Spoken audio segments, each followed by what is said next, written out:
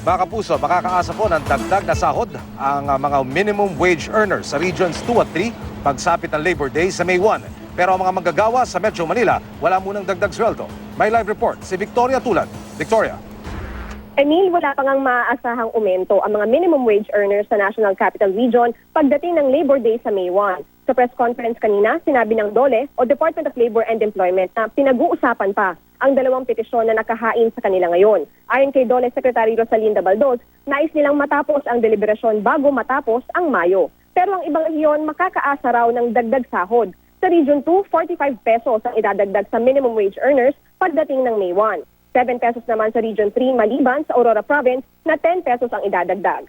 ARMM noong Marso pa raw nagdagdag ng 15 pesos para sa non-agriculture sector at 5 pesos sa agriculture sector. Bukod dyan sa May 1, 54 na job and career fairs daw ang gagawin sa buong bansa. May kabuang 140,751 job vacancies ang bubuksan, 88,285 sa ibang bansa, habang 51,956 sa local labor market. Ibigay rin ng 510 employment opportunities ang pamahalaan. Ang pinakamaraming job offer daw mula sa ibang bansa ay galing sa Middle East, ayon kay POEA Administrator Hans Kakda. Sa local vacancies, nangunguna ang factory of production worker. Sumunod ang production machine operator at call center agent. Sa overseas employment, pinaka-in-demand naman ang nurses.